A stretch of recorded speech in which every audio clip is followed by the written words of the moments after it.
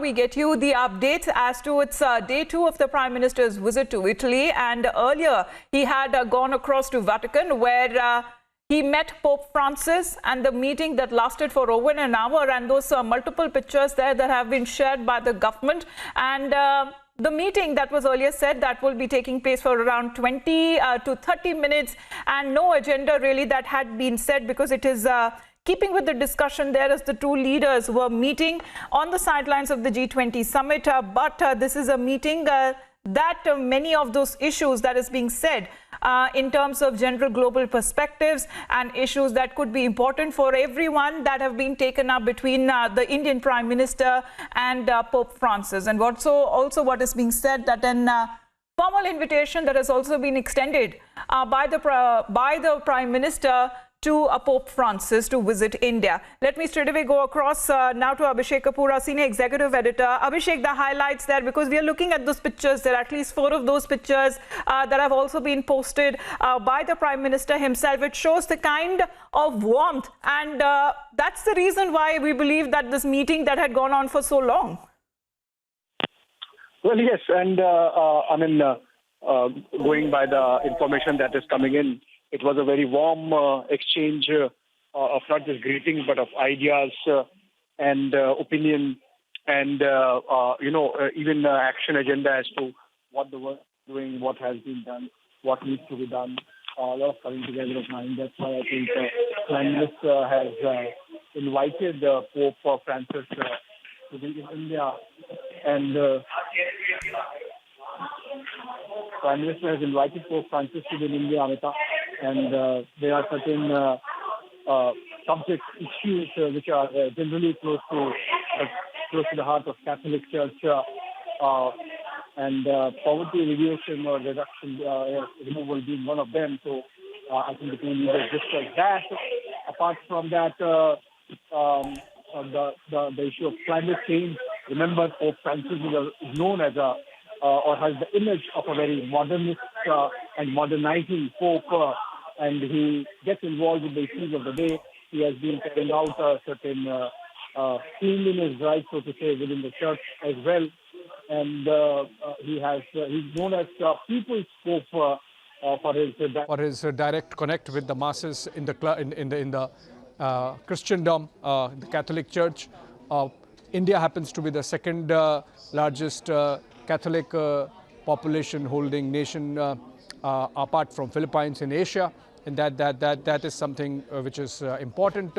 Also, not just that we have second highest population in Asia, but also that this is the oldest Catholic Christian population. The Syro-Malabar Church happens to be the oldest church, one of the oldest church in the world, and Christianity did indeed travel to India in the immediate aftermath of Jesus Christ's life.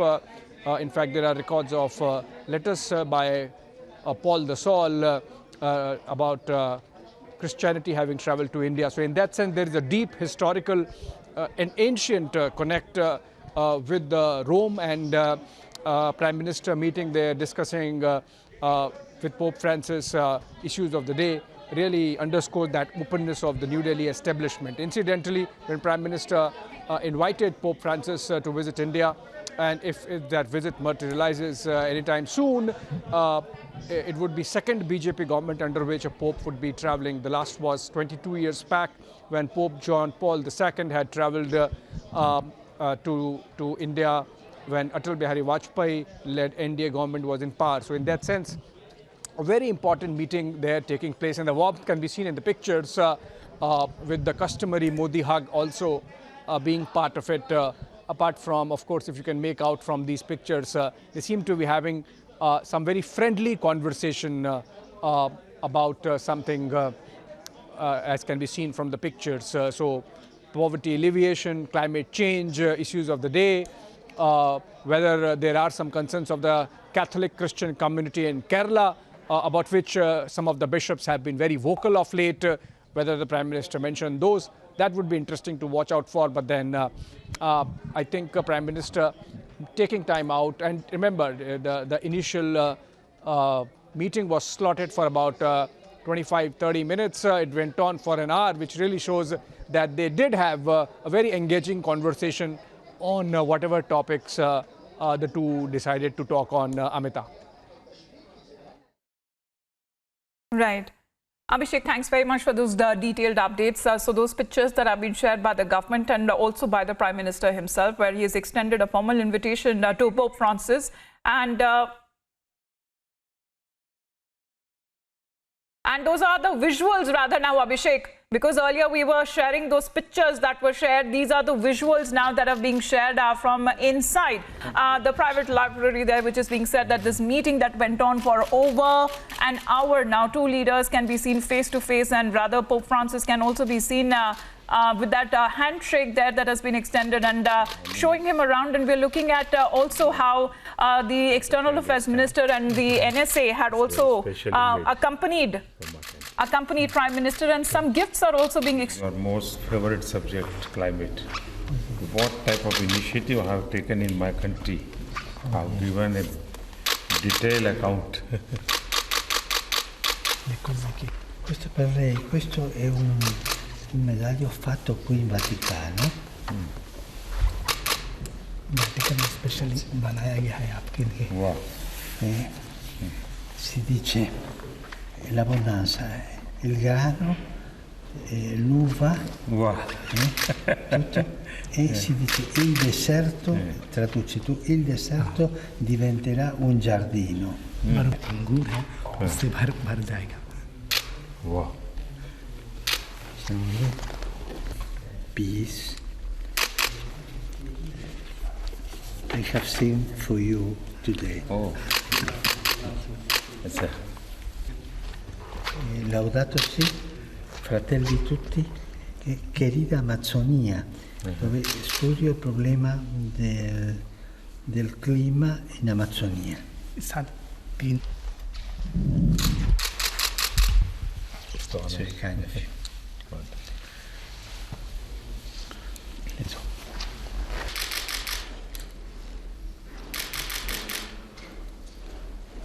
Medal of 9-year pontificate for you. For your mother. Wow. ये माँ के लिए आपने कहा ना दिखाते हैं ये माँ के लिए और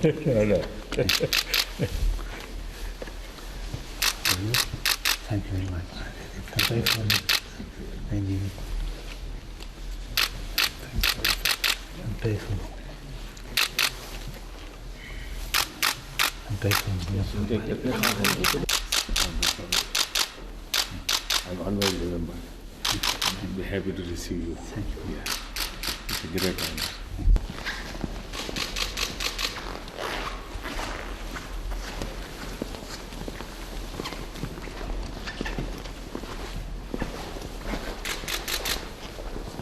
Thank you very much for your visit. I'm happy. It's an honor for me. Very happy. And I would like to see you in India. Yes. It's my God honor to receive you there. Yes. Thank you very much. And pray for me, don't forget. I do. Your prayers are always giving me strength. Thank you.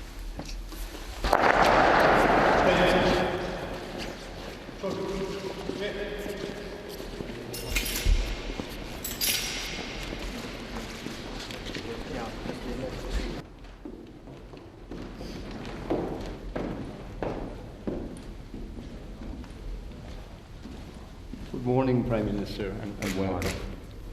We're very pleased to have you with us. Good morning, Mr. Prime Minister. Good morning. Good morning. Pleased to see you. Welcome. It's an honor. Welcome. Monsieur Gallagher. Good morning, Prime Minister. Great pleasure to meet you. It's The Desk Officer for India. Private Secretary.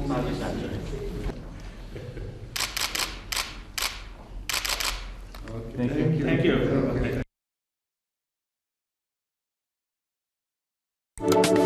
All right, Abhishek, what do you make out of all these pictures now that are being shared? And of course, we could hear Prime Minister himself when he was extending that invitation to Pope Francis that do come and visit India. Well, yes, Prime Minister said that we would be very happy to have you in India, and we are the best of friends. So it was an in-person invite. Obviously, the formalities would follow, but then the Prime Minister there extending a warm invite there asking the Pope to visit India at his convenience. We would be happy to see you in India, is what the Prime Minister said, as we heard in that video that has come out from Rome about the meeting that Prime Minister Modi had with Pope Francis in Vatican City. In his private library, the audience was given. And immediately after that, of course, Prime Minister went to meet the Secretary of State, Cardinal Pietro, and an exchange of gifts happening between the two leaders. I think Prime Minister spoke about climate change, and there was some gift which had climate change as its context, because Prime Minister said that this seems to be a subject close to your heart, also Pope, as it is to my heart. And then, of course, Pope returned or gave a return gift to Prime Minister, and it was explained. I think Pope was speaking in Latin, and there was a translator between the two leaders. And that explaining of the gifts. Those latest pictures that are coming in of the photo op that is now taking place of the G20 leaders. Prime Minister Modi has just met Angela Merkel too, I believe, and all of those leaders who are gathering there on the stage for the photo op. So that's there in Rome on the sidelines of the G20 summit, and those pictures earlier that were shared by the government was meeting of the Prime Minister, and a very successful one that can be said, looking at those pictures there of with the Pope Francis. So Abhishek, I believe after this bilaterals that will also be taking place, we believe the meetings that are slated to happen with the President of France and of Indonesia and with the Prime Minister of Singapore. Well, yes, so it's a busy diplomatic day for Prime Minister.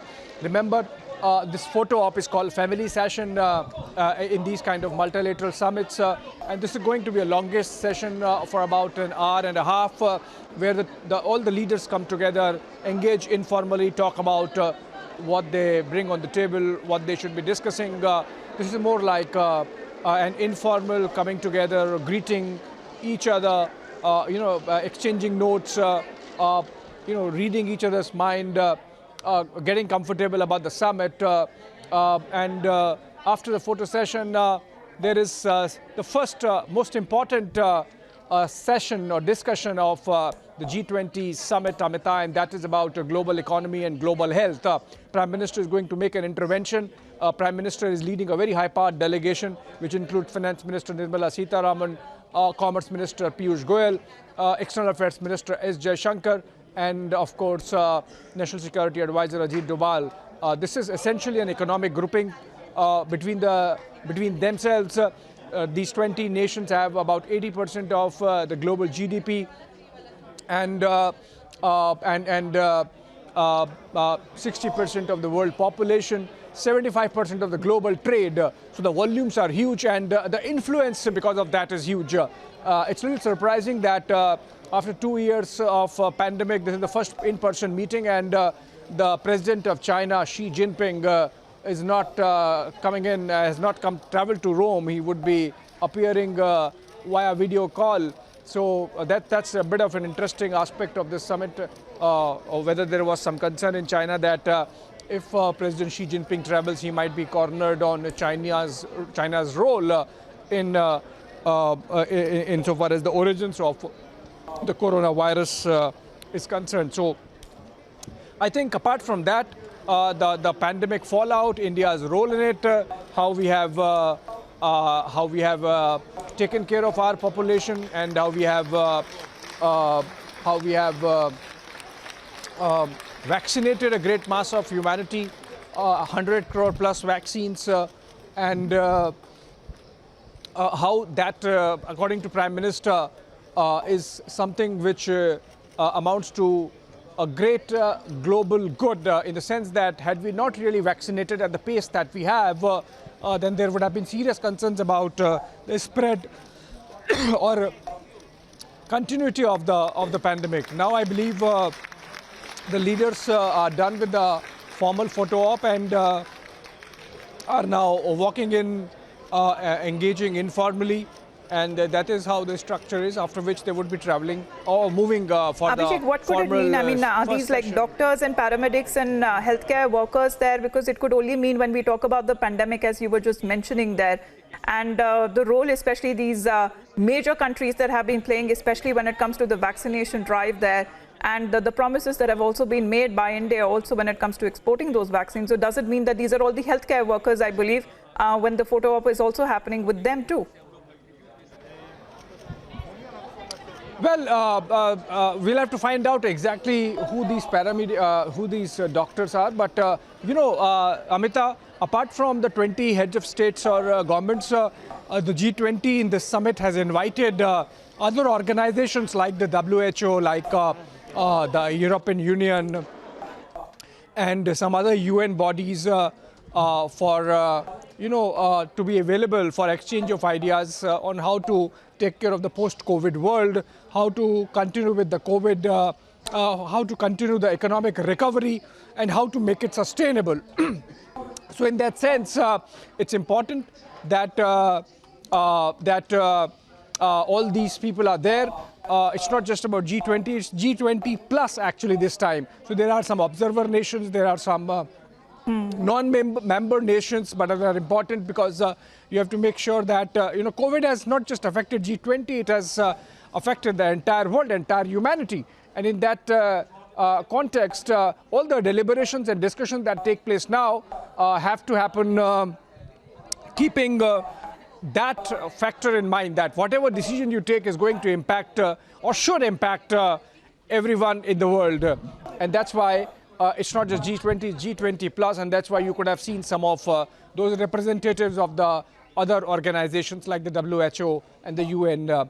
Having said that, climate change is another aspect of this meeting, of this summit, because immediately after this, or this is being followed up by the COP26, the Conference of Parties in Glasgow, Scotland, the United Kingdom, which is going to be a big jamboree with 100 plus nations being represented by either by the heads of states or the heads of governments, and a lot of decision making has to happen there. But for that, a lot of mind making has to happen here at the G20, because the most important nations which are a key factor or which are key to climate change mitigation are anyway members of G20 as well. So in that sense, climate change is another issue. Poverty alleviation in the context of the post-pandemic global economic recovery is an issue. Remember, that was a subject that was discussed between Prime Minister Modi and Pope Francis as well. But I think this is where the real decision making happens and policy making happens in terms of making the economic recovery sustainable. I was earlier mentioning, Amita, for the viewers, I would repeat again, Prime Minister has already made a very critical intervention in the G20 agenda by seeking and getting the debt servicing suspension to the tune of about $5 billion for the poorer nations.